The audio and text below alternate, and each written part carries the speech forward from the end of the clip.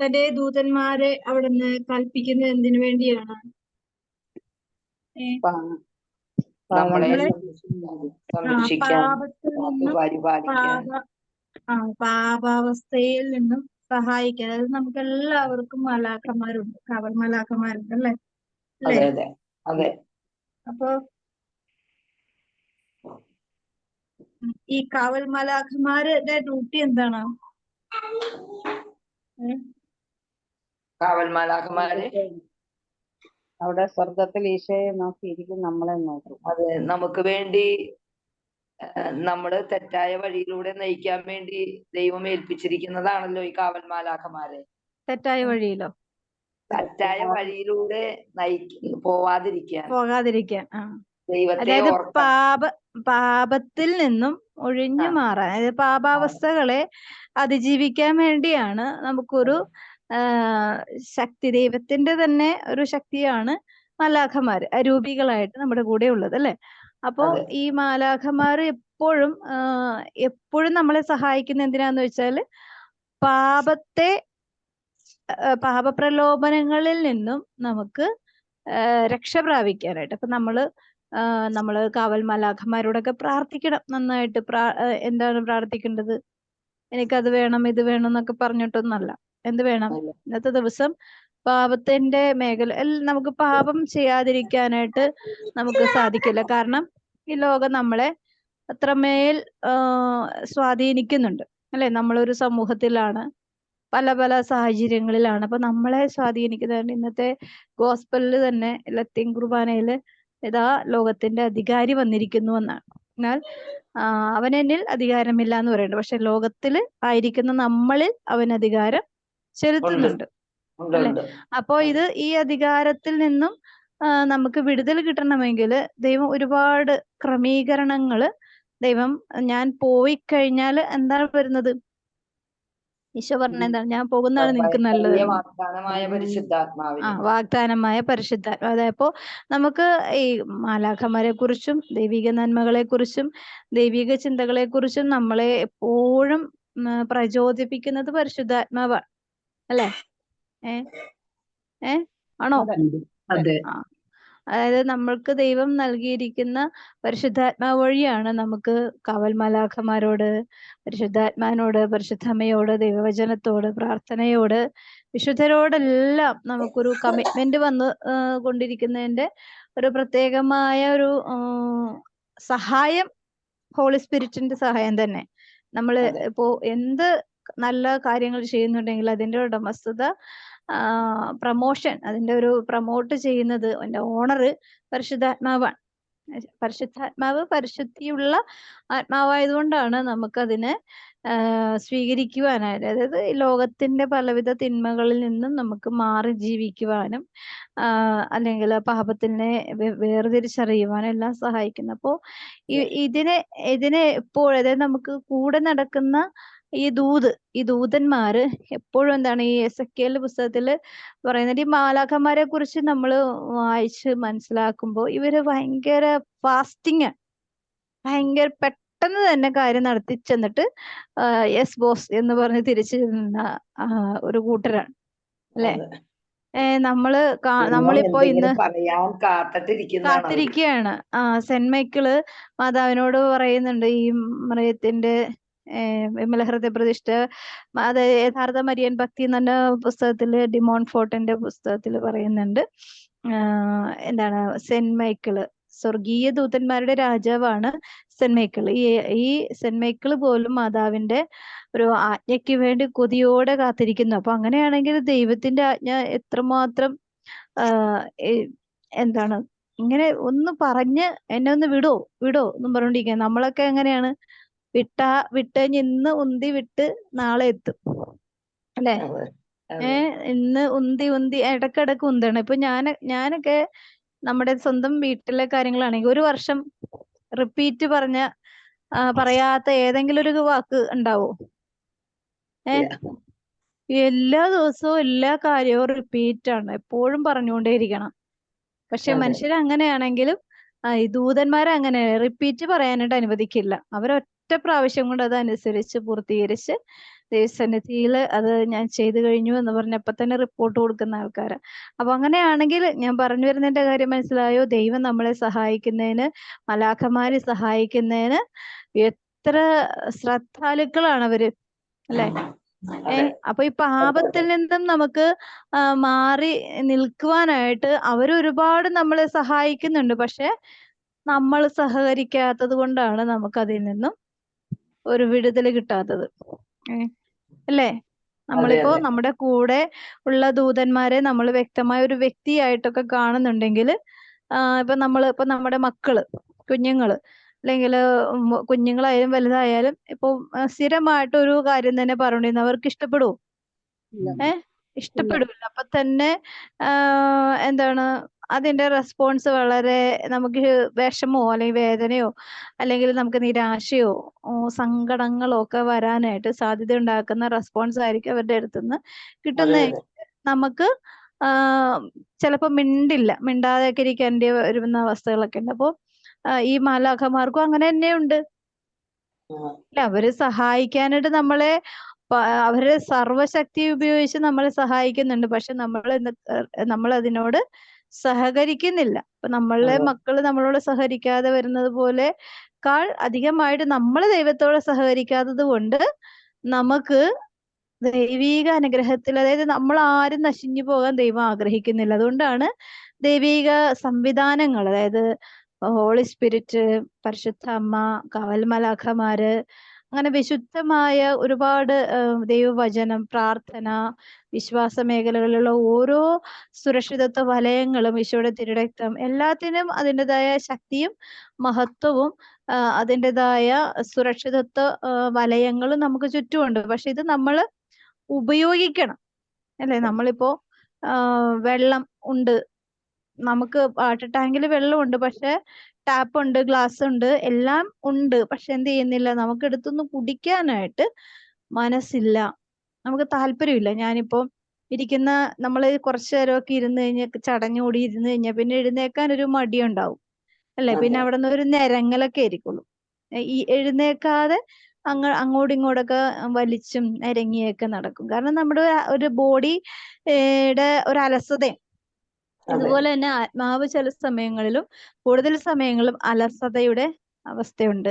അതുകൊണ്ട് തന്നെ നമുക്ക് ദൈവത്തെ അനുസരിക്കാനുള്ള ഒരു മനോചിന്ത വളരെ ദുർബലമാകുമ്പോൾ ഇവര് ഇരുന്ന് വിഷമിക്കുകയാണ്. ഈ ആര്? കാവൽ മലാഖമാര്, അല്ലെ? ദൈവത്തിന്റെ സഹായം നമ്മളിലേക്ക് എത്തിക്കാൻ പറ്റുന്നില്ല.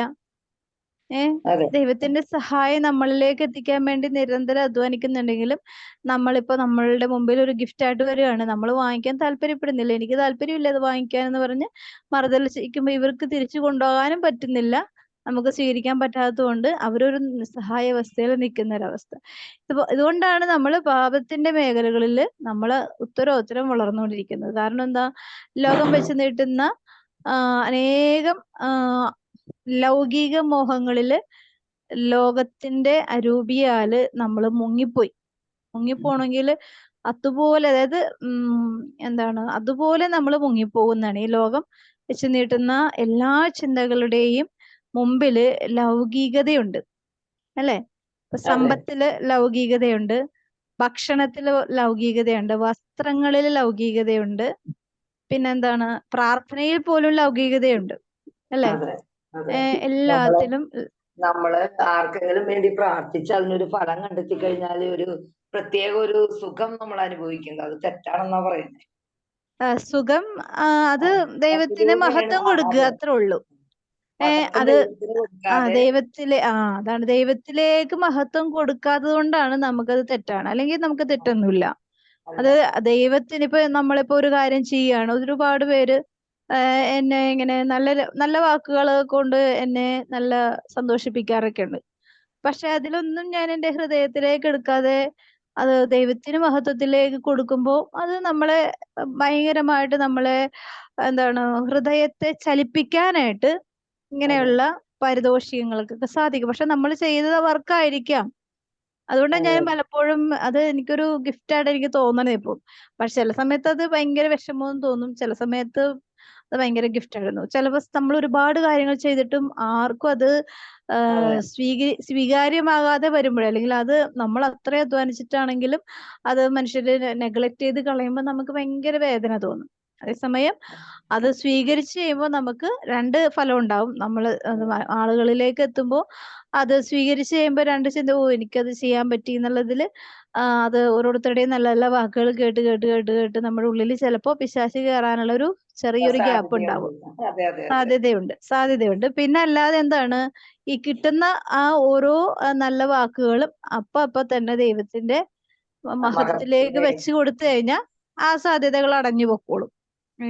അപ്പൊ എല്ലാത്തിനും സാധ്യതകളുണ്ട്. അത് നമ്മള് ദൈവകൃപയോട് അല്ലെങ്കിൽ ദൈവചിന്തയോട് അതുകൊണ്ടാണ് നിന്റെ പ്രവൃത്തികൾ എന്തായിരിക്കട്ടെ എന്ന് പറയണത്, ദൈവ വിചാരത്തോടെ ആവട്ടെ.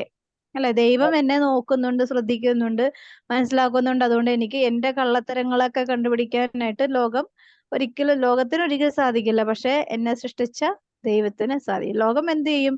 എന്നെ കള്ളത്തരം പഠിപ്പിക്കും. ദൈവം എന്ത് ചെയ്യും? കള്ളത്തരങ്ങളെല്ലാം കണ്ടുപിടിക്കും.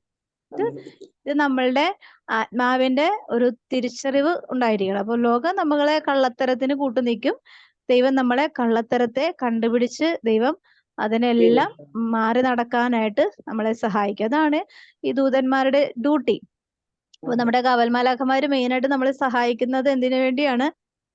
പാപം ചെയ്യാതിരിക്കാൻ, അല്ലെ? പാപം ചെയ്യാതിരിക്കാനാണ്. ബാക്കിയെല്ലാം എന്താണ്, നമുക്ക് ആവശ്യമായതെല്ലാം നമുക്ക് തരും. പക്ഷെ ഈ തരാൻ വരുമ്പോഴേക്കും നമ്മൾ പാപാവസ്ഥയിലാണെങ്കിൽ ഇതൊന്നും തരാനായിട്ട് സാധിക്കില്ല. കാരണം എന്താണ്?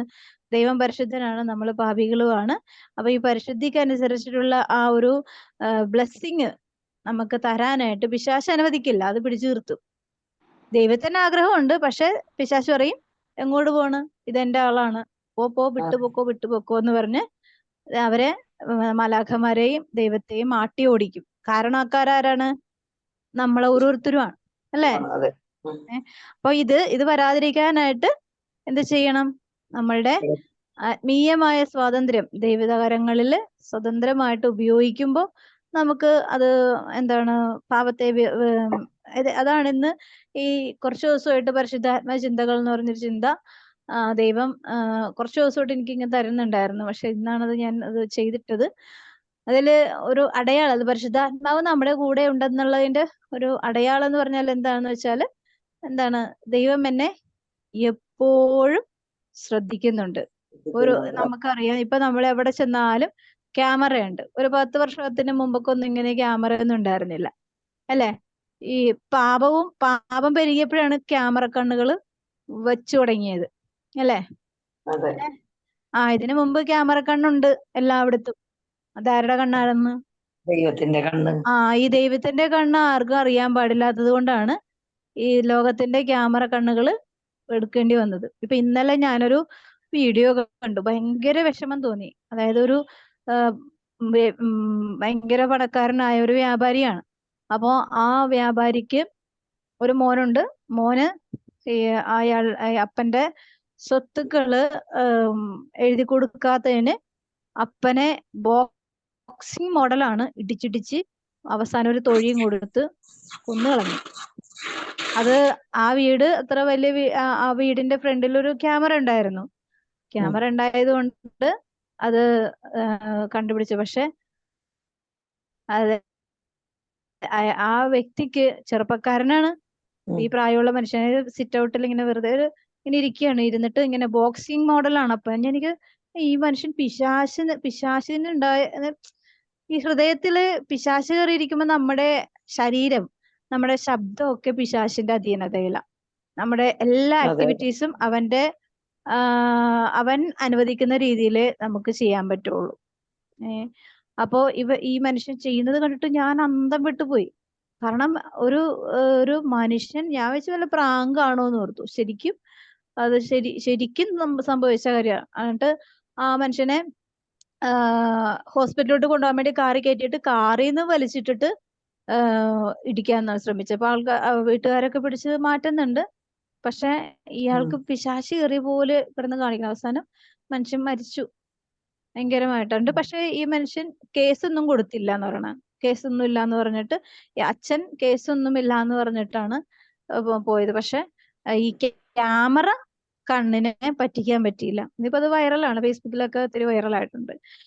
അപ്പൊ ഇതാണ്, അതായത് നമ്മൾ എന്ത് ചെയ്താലും പിടിക്കപ്പെടും അല്ലെ? നന്മ ചെയ്താലും തിന്മ ചെയ്താലും കാണുന്ന കണ്ണുകള് ഈ ലോകത്തിന്റെ കണ്ണുകളേക്കാൾ ക്ലാരിറ്റി ഉള്ള ദൈവത്തിന്റെ കണ്ണുകള് നമ്മളെപ്പോഴും നോക്കി കാണുന്നുണ്ട് എന്നുള്ളതിന്റെ ഒരു അടയാളവും ആണ് നമുക്ക് തന്നിരിക്കുന്ന കാവൽ മാലാഖമാര്.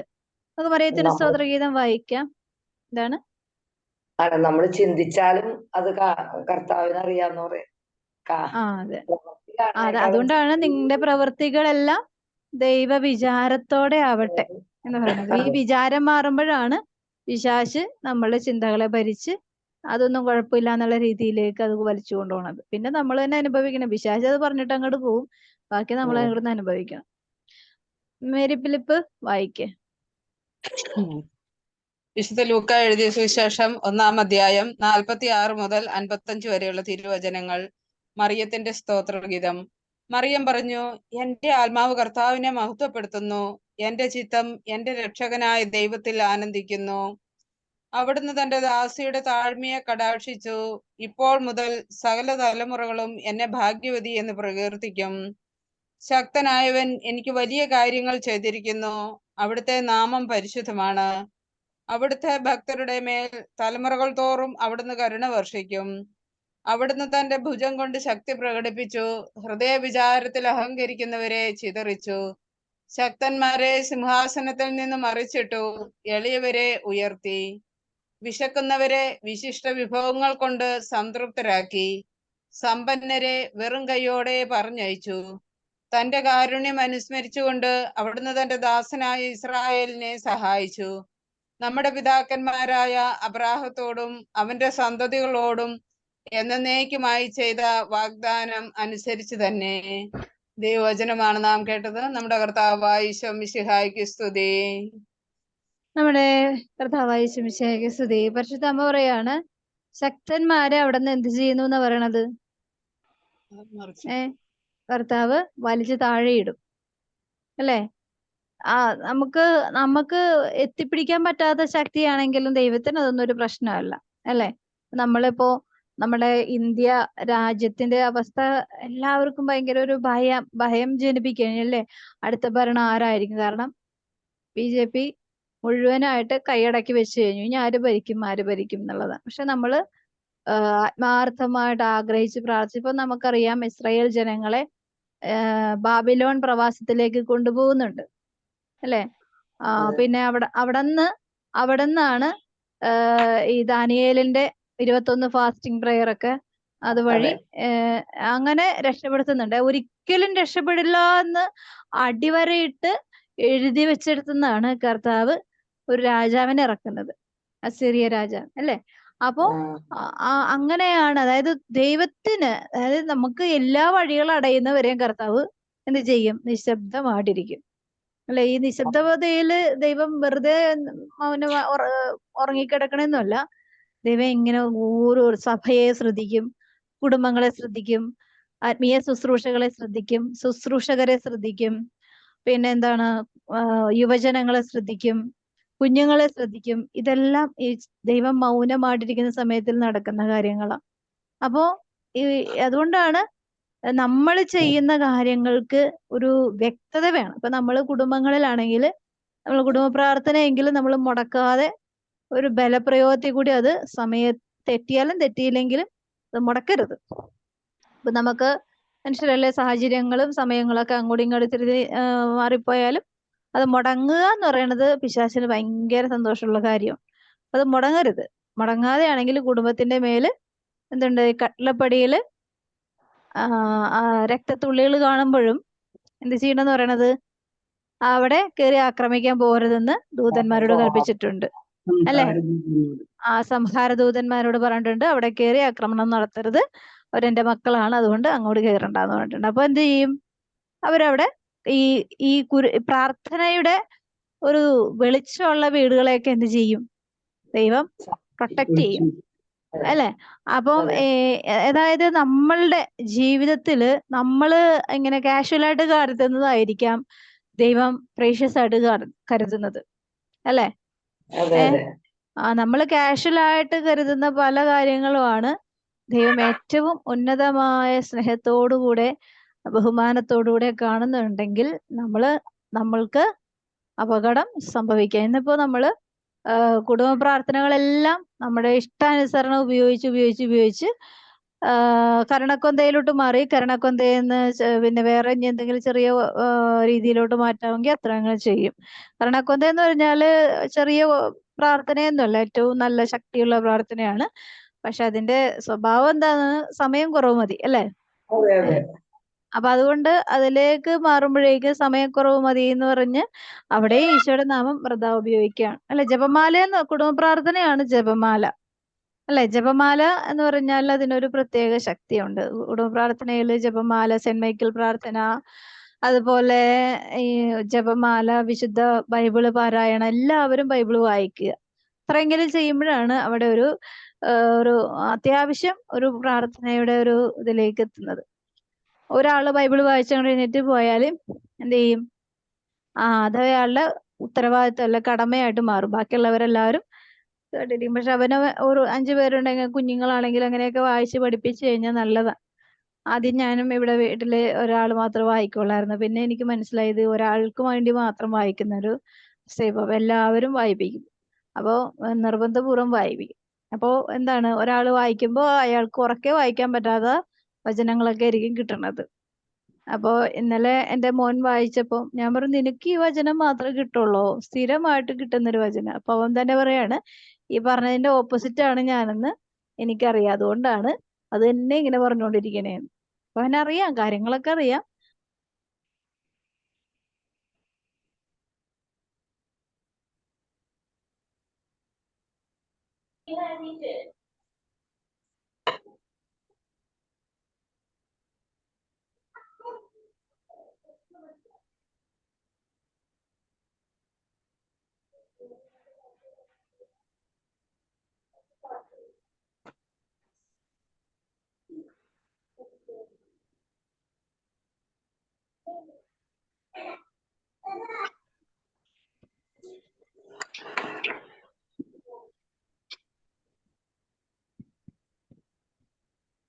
നമുക്ക് ഈശോ നൽകുന്ന തിരുവചന ഭാഗം എഫേസ്യസിന്റെ 6-ാം അധ്യായത്തില് 18-ാമത്തെ തിരുവചനം. നിങ്ങൾ എല്ലാ സമയവും ആത്മാവിൽ പ്രാർത്ഥന നിരതരായിരിക്കുവിൻ.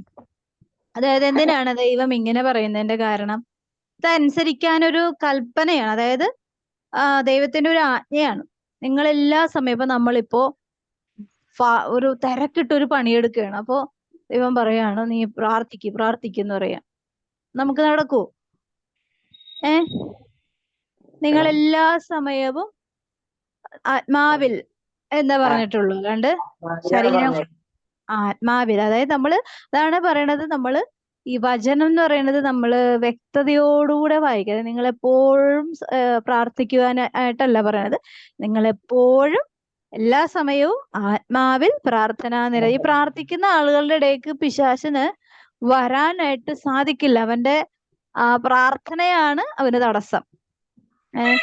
ഈ പ്രാർത്ഥനയ്ക്ക് തടസ്സം വരുത്തുന്നതിന്റെ പല കാരണങ്ങൾ എന്താണ്? അവന് കുറച്ച് പ്രതിസന്ധികൾ അങ്ങോട്ട് അഴിച്ചുവിടും, നിരാശ വരുത്തും, അല്ലെങ്കിൽ എന്താണ്, നമുക്ക് ഇഷ്ടപ്പെടുന്ന കാര്യങ്ങളിൽ നമ്മളെ സ്വാധീനിക്കുന്ന വ്യക്തികളിൽ, സാഹചര്യങ്ങളിലൊക്കെ അവൻ ഇങ്ങനെ പ്രശ്നങ്ങളും ഭിന്നിപ്പും കലഹമൊക്കെ ഉണ്ടാക്കിക്കൊണ്ടിരിക്കും. അപ്പൊ നമുക്ക് പെട്ടെന്ന് തന്നെ നിർത്തിക്കളയാൻ പറ്റുന്ന ഒരേ ഒരു കാര്യം എന്തായിരുന്നു?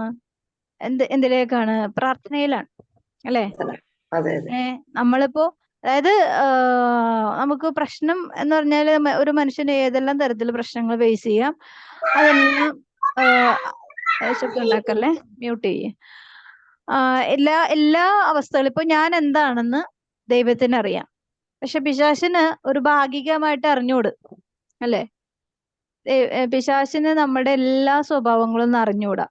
പക്ഷെ നമ്മുടെ മുഖത്തിന്റെ സ്വഭാവം,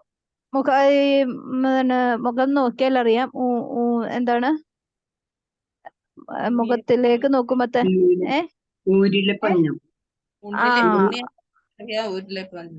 ഉണ്ണിയെ കണ്ടാൽ അറിയാം ഊരിലെ പഞ്ഞം എന്ന് പറഞ്ഞ. അതായത് അവന്റെ ഒരുവിധപ്പെട്ട സ്വഭാവങ്ങളൊക്കെ മുഖത്ത് എഴുതി വെച്ചിട്ടുണ്ട്. ഇപ്പൊ വിഷമമാണെങ്കിൽ അതുണ്ടാവും.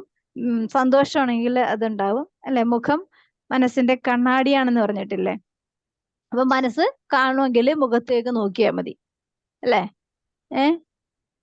മുഖം മനസ്സിന്റെ കണ്ണാടിയാന്നൊരു പഴഞ്ചൊല്ലാണ്. അതില് പഴഞ്ചൊല്ല് ഇപ്പൊ അതിലില്ല. നമ്മളിപ്പോ വിഷമിച്ചിരിക്കണേ നമ്മുടെ ശബ്ദങ്ങളിൽ പോലും ആ വിഷമങ്ങൾ ഉണ്ടാവും അല്ലേ.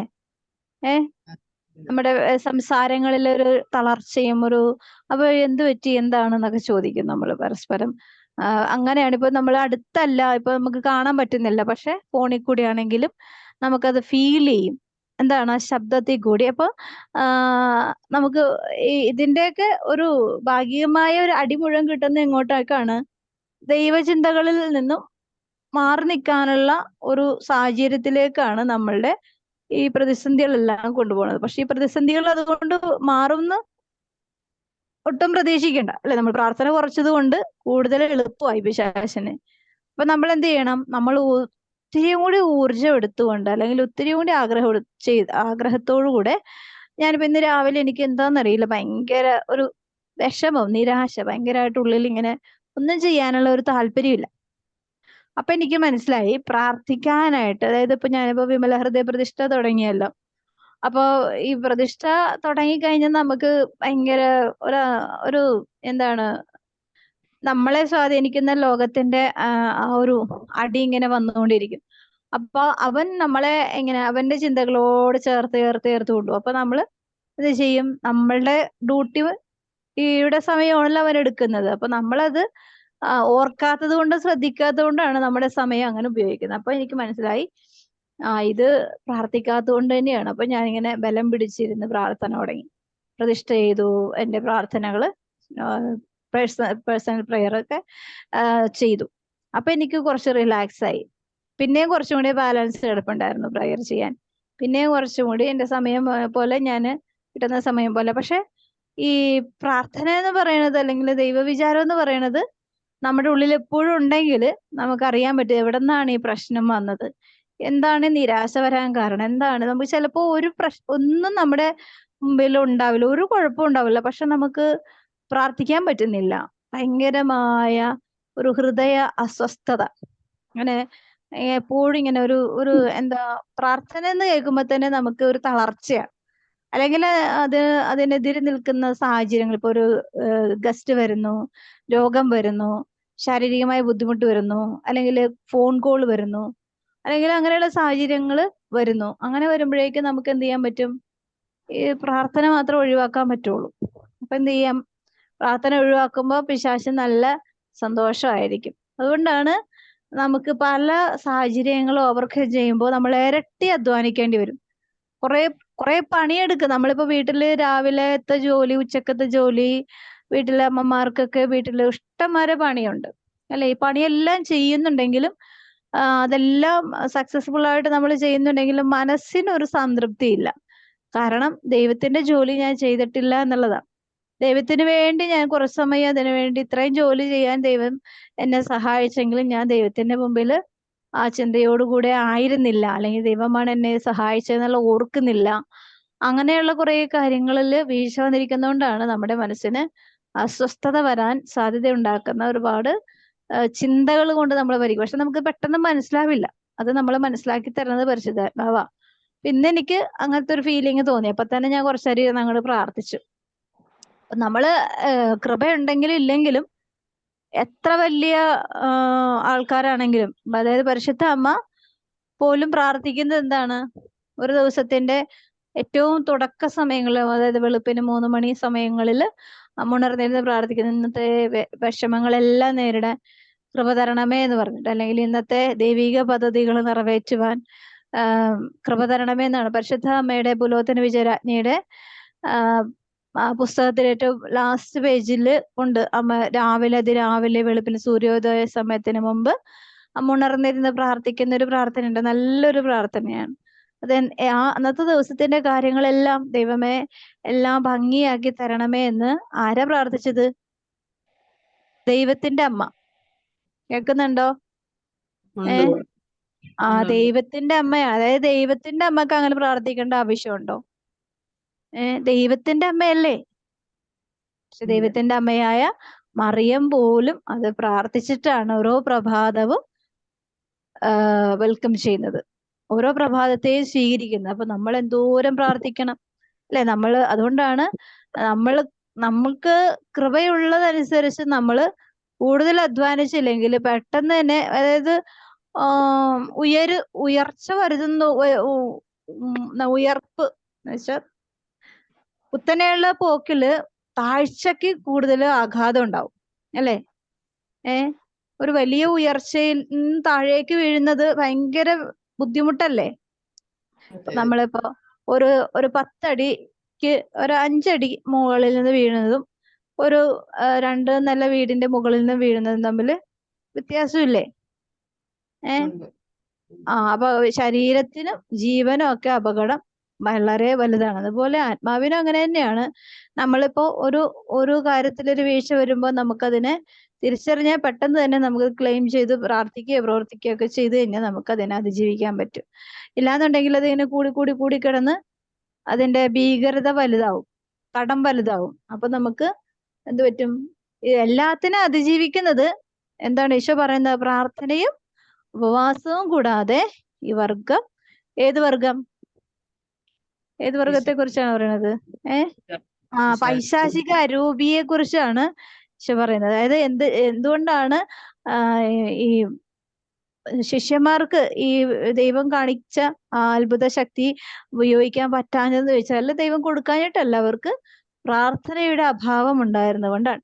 അതുകൊണ്ടാണ് നമ്മൾ പ്രാർത്ഥിക്കുമ്പോൾ ചില കാര്യങ്ങളിൽ സാധ്യതകൾ കുറയുന്നതും. പക്ഷെ കൂടുതൽ കൃപയുള്ള മനുഷ്യർ ഉപയോഗിക്കുമ്പോൾ, അല്ലെങ്കിൽ കൂടുതൽ പ്രാർത്ഥിക്കുന്നവർ പ്രാർത്ഥിക്കുമ്പോൾ നമ്മൾ പ്രാർത്ഥിക്കുന്ന പോലെയാണോ ഡാനിയൽ അച്ഛനും പിന്നെ ഡൊമിനിക് അച്ഛനും ഒക്കെ പ്രാർത്ഥിക്കുമ്പോൾ നടക്കുന്ന സംഭവങ്ങൾ? അല്ല അല്ലേ? പക്ഷെ അവരെല്ലാം നമ്മളെപ്പോലെ പച്ചയായ മനുഷ്യരാണ്. നമ്മൾ കൊടുക്കാത്ത കുറെ കാര്യങ്ങൾ ദൈവത്തിന്റെ മുമ്പിൽ അവർ കൊടുക്കുന്നുണ്ട്. അതുകൊണ്ടാണ് അവർക്ക് ആ ശക്തി കിട്ടിയത്. നമ്മളത് ട്രൈ ചെയ്താൽ നമുക്കും കിട്ടും അല്ലേ? ഉറപ്പുണ്ടോ? നിങ്ങൾക്ക് ഒന്ന് ടെസ്റ്റ് ചെയ്ത് നോക്കിയാൽ മതി, നമുക്ക് എല്ലാവർക്കും കിട്ടും. കാരണം എന്താണ്? മാമോദിസ വഴി ദൈവം അനുവദിച്ചിട്ടുള്ള അവകാശങ്ങളാണ്, സ്വാതന്ത്ര്യങ്ങളാണ്, അനുഗ്രഹങ്ങളാണ്, അഭിഷേകങ്ങളാണ് ഇതെല്ലാം അല്ലേ? ഓർക്കുന്നുണ്ടോ? നിങ്ങള് മാമോദിസയ്ക്ക് പോകുമ്പോ അവിടെ പറയുന്ന ഓരോ വാക്കുകളും കുദാശ വചനങ്ങൾ ശ്രദ്ധിച്ചാൽ മതി, എന്തൊക്കെയാണ് നമുക്ക് തന്നിരിക്കുന്ന വരങ്ങളെന്ന്. ഈ വചനത്തിന്റെ പൂർണ്ണരൂപം ഇങ്ങനെയാണ്: നിരന്തരം പ്രാർത്ഥിക്കുവാൻ, നിങ്ങൾ അപേക്ഷകളോടും യാചനകളോടും എല്ലാ സമയവും ആത്മാവിൽ പ്രാർത്ഥന നിരതരായിരിക്കുവിൻ, അവിശ്രാന്തം ഉണർന്നിരുന്ന് എല്ലാ വിശുദ്ധർക്കും വേണ്ടി പ്രാർത്ഥിക്കുവിൻ. ഇത് ഏത് വചനമാണ്? എല്ലാ ദിവസവും നമ്മൾ പ്രാർത്ഥിക്കുന്ന വചനമാണ്. ഏത് വചനമാണ്?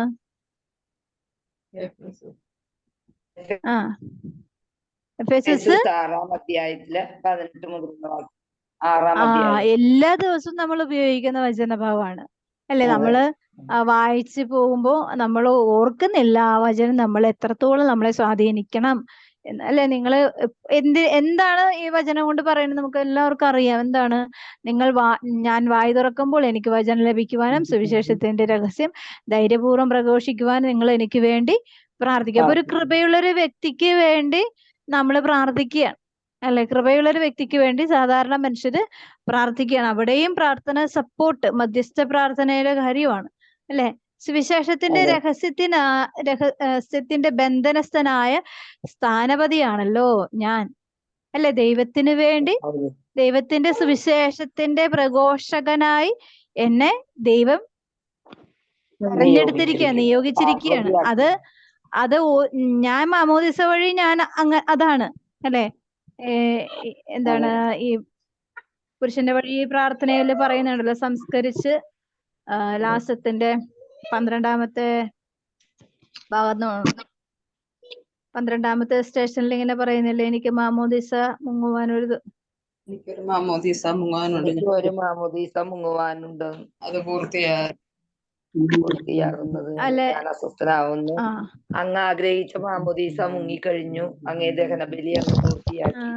അല്ല, അതായത് അങ്ങയോട് കൂടെ ഞാൻ സംസ്കരിക്കപ്പെട്ടിരിക്കുകയാണല്ലോ മാമോദിസ വഴിയായി. അത് തന്നെ, മാമോദിസ വഴിയായി ഞാൻ അങ്ങയോട് കൂടെ സംസ്കരിക്കപ്പെട്ടിരിക്കുകയാണല്ലോ 14-ാമത്തെ സ്റ്റേഷനിൽ അല്ലേ? എന്ത് വഴിയാന്ന് പറയണത്? 14. മാമോദിസ വഴിയായി ഞങ്ങൾ മാമോദീസ അറിയുന്നു. വഴി മാമോദിസ വഴിയായി ഞങ്ങളും അങ്ങയോട് കൂടെ സംസ്കരിക്കപ്പെട്ടിരിക്കുകയാണല്ലോ. ഇത് തന്നെയാണ് അല്ലെ സംസ്കരണം എന്ന് പറഞ്ഞാൽ നമ്മള് എന്താണ്? മരിച്ച് ഈശോയോട് കൂടെ മരിച്ചുയർത്തെഴുന്നേറ്റതാണ് എന്നുള്ള ആ ഒരു വചനാണത്. അതായത് സംസ്കരിക്കപ്പെട്ടിരിക്കുകയാണെന്ന് വെച്ചാൽ ദൈവത്തിന്റെ ആ ഒരു അറ്റാച്ചിങ് ആണ്. അറ്റാച്ച് ദൈവത്തോടു കൂടെ ഞാനാണ്. അപ്പൊ എന്താണ് ഈ ബന്ധനസ്ഥനാന്ന് പറഞ്ഞാൽ എന്താണ്? സുവിശേഷത്തിന്റെ രഹസ്യങ്ങളെ പ്രഘോഷിക്കുവാൻ ഞാൻ നിർബന്ധിതനാണ് അല്ലെ? അതാണ് പറയുന്നത്. അപ്പോ അതിന്റെ സ്ഥാനപതിയാണ് ആര്? ക്രിസ്തുവിനെ സ്നേഹിക്കുന്ന ഉദാശകളോടുകൂടെ നമ്മള് ദൈവം നിലനിർത്തിയിരിക്കുന്ന ഒരു സമൂഹമായ ക്രിസ്ത്യാനികള്. ജ്ഞാനസ്നാനം എന്ന ഉദാശ സ്വീകരിച്ചത് എന്റെ കടമയ്ക്കൊത്ത വിധം അത് ധീരതയോടുകൂടെ പ്രസംഗിക്കുവാൻ വേണ്ടി ഇത് ചെയ്യണം. നമ്മള് പരസ്പരം പ്രാർത്ഥിക്കണം. ഇപ്പൊ ഞാൻ നിങ്ങളുടെ മുമ്പിൽ ഇങ്ങനെ വചനം പറയാം, നിങ്ങൾ എനിക്ക് വേണ്ടി പ്രാർത്ഥിക്കാത്ത ഒരു ദിവസം വന്നു കഴിഞ്ഞാൽ ഞാൻ വീണു പോകും. അതുപോലെ നിങ്ങൾക്ക് വേണ്ടി ഞാൻ പ്രാർത്ഥിക്കാത്ത ഒരു ദിവസം വന്നു കഴിഞ്ഞാൽ നിങ്ങൾക്കും പല തളർച്ചകളും വരും. അപ്പൊ എന്താണ്? പരസ്പരം എന്ത് ചെയ്യണം? പ്രാർത്ഥിക്കണം. പരസ്പരം പ്രാർത്ഥിക്കണം. പ്രാർത്ഥന ഈശോ പോലും എപ്പോഴും ചെയ്തിരുന്ന ഒരു ദിവസം പോലും മുടക്കാത്തൊരു കാര്യമായിരുന്നു എന്ത്? പ്രാർത്ഥന അല്ലെ? അപ്പൊ ഒരു ദിവസം തുടങ്ങുന്നതും തീർക്കുന്നതും എന്തിൽ കൂടി ആയിരിക്കണം?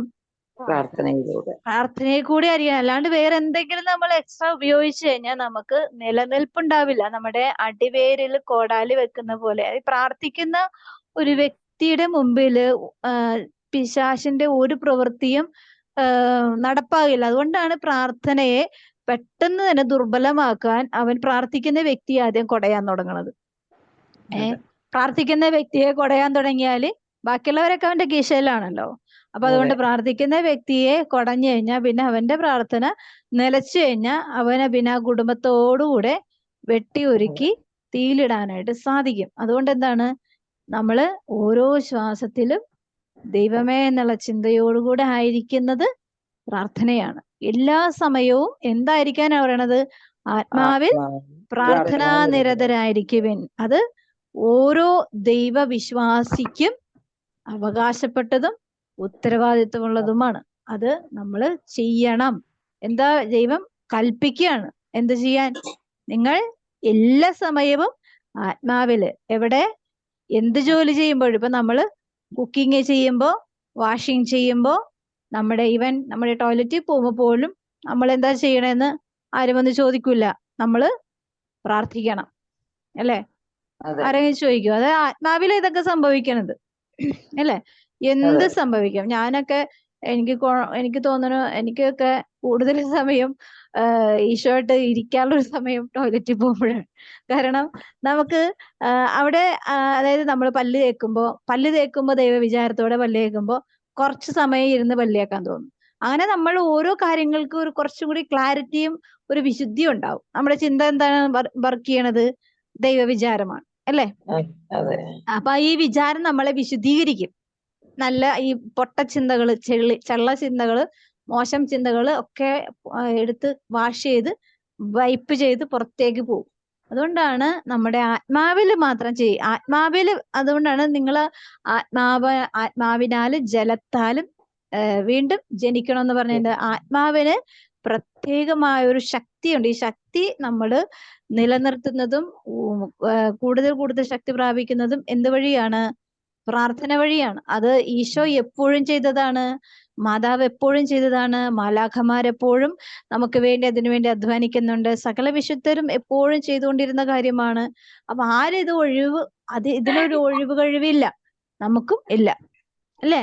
അത് മനസ്സിലാക്കിക്കൊണ്ട് നമ്മുടെ അധ്വാനങ്ങളെ ദൈവകൃപയോട് ചേർത്ത് വെച്ച് അതിന് സാധിക്കാത്ത എല്ലാ മക്കളെയും ഈശോയുടെ കരുണയിലേക്ക് ചേർത്ത് വെച്ച് അമ്മയോട് ചേർന്ന് പ്രാർത്ഥിക്കാം. ഈശോയുടെ തിരുഹൃദയത്തിൽ